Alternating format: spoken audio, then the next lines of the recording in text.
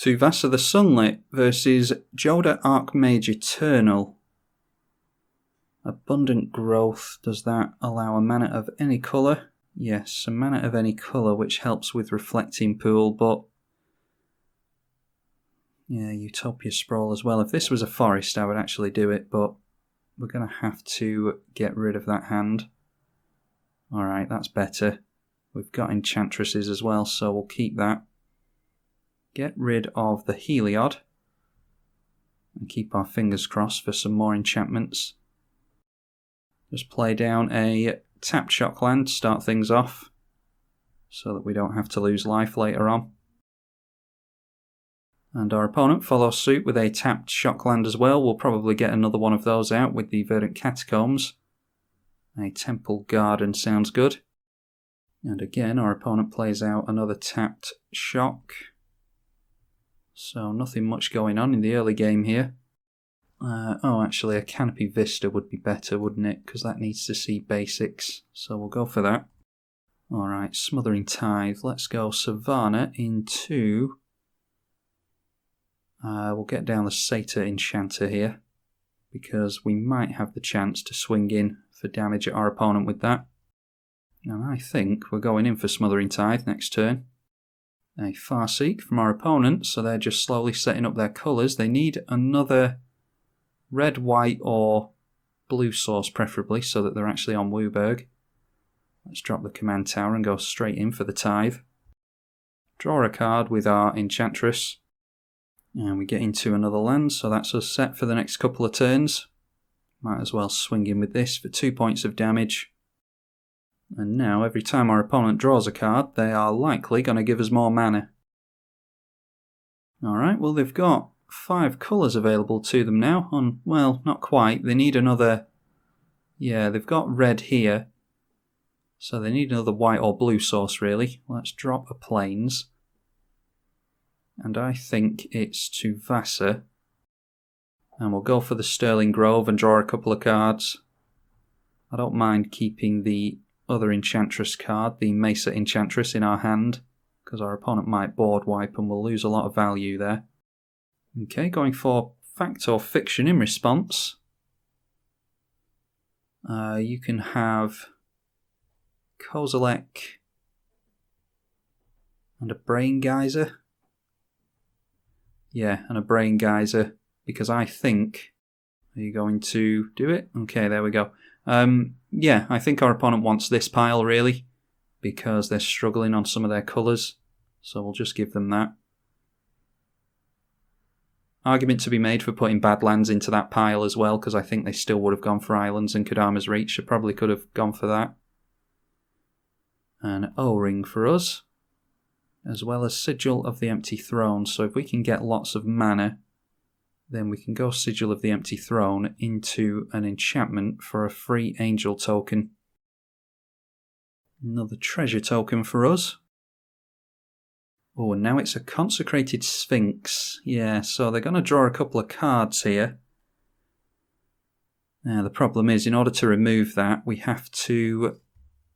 Are these May abilities? No, that's draw a card. And that's draw a card. We're going to refill our opponent's hand here, unfortunately. Although, I say refill, they've already got 6 cards in hand. Now 8 at the beginning of our turn. But we'll get Smothering Tithe triggers every time they draw, so might actually be worth us feeding them cards. We'll go for Oblivion Ring first, just so that they do draw less. Drop the Forest. I'd like to go for Sigil of the Empty Throne there first, like I said, but they're going to draw 4 cards here. And they draw 4 cards from Sigil as well. At least we're getting into Mana Tithe triggers. That really does help us out, because we are going to get an Angel this turn, at least one. Yeah, those not being May abilities have hurt us there. We'll get rid of that Consecrated Sphinx. Now, let's go Sigil of the Empty Throne, start cracking some of these things. Go for the Sigil, draw a card, get into Wild Growth. Let's go Mesa Enchantress as well, maybe, and then it's 1, to 3 mana we'll have up. Yeah, so then we can go for Fertile Ground and Wild Growth, so that's a good idea, I think. Could have gone for that before the Sigil. We'll put a Wild Growth onto the Forest. That can be double green. We'll get an Angel and a couple of cards. Okay, and that one actually is a May ability. So in hindsight, could have played the Mesa Enchantress instead of the Satyr Enchanter at the beginning of the game, but we weren't to know. And then we can go, yeah, might as well go for the Sol Ring into the Fertile Ground, and we'll put that on a basic because it's the safest place to put it. No Strip Mine in this format. And we draw a Soul Snare and a Heliod. Now we may have commander damage on our opponent next turn if we actually manage to survive until next turn, because if we go Enchanted Evening, all of these permanents will become enchantments. And that not only switches off Merciless Eviction and Austere Command and things like that, because it would wipe our opponent's lands as well as ours, but it also bumps this up to a massive creature. It gets a buff per permanent we have in play pretty much, when the Enchanted Evening's in play.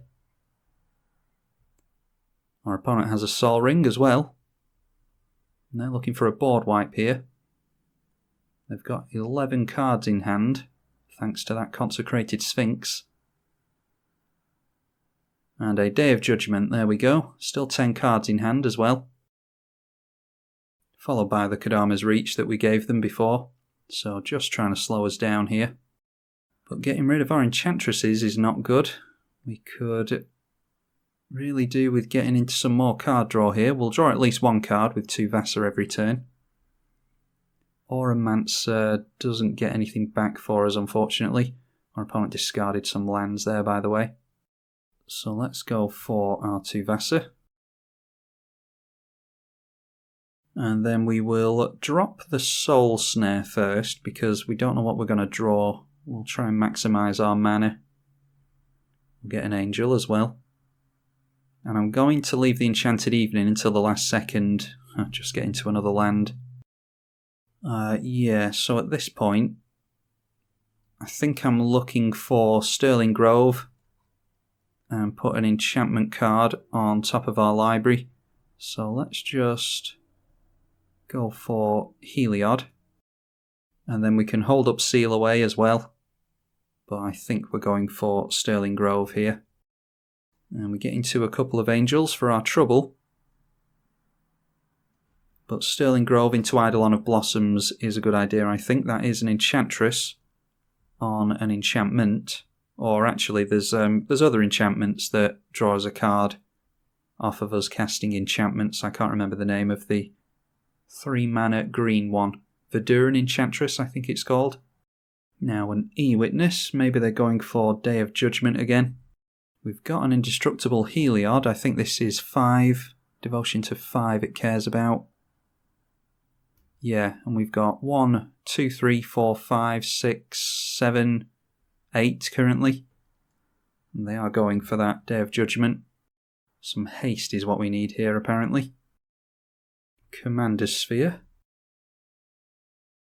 Okay, that's curious. They've gone for a black mana into sacrificing the Commander's Sphere. So it's fingers crossed that they don't have an enchantments board wipe here.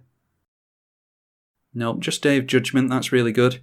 I think we're going to have to drop the Enchanted Evening. I wanted to play that on this turn and swing in at my opponent for lethal with Tuvasa, but didn't count on them getting into another board wipe. So we're going to have to go for Enchanted Evening to protect us from enchantment removal. Oh, and actually forgot to go for that Sterling Grove as well. Alright, not to worry. Actually, we can go for... Yeah, let's just drop the Tundra. We'll go in for Tuvasa again. And then it can be Enchanted Evening. And then this time we can go for the Sterling Grove. Draw a card and make an Angel again. We can swing in with Heliod at least. So we crack the Sterling Grove and actually go for the Tutor this time. And then I can Auramancer and get that back out, and that'll be even more card draw for us. So yeah, we'll aim for that. Let's swing in with Heliod first of all. And notice how big the Tuvasa is, and it has Vigilance and Shroud as well. That is because all of our permanents are currently enchantments. But they've all got Shroud as well, apart from the Sterling Grove, so that's pretty good for us. Continuing to ramp and get into more colours. We haven't seen our opponent's commander yet. Maybe they do just have lots of board wipes in hand.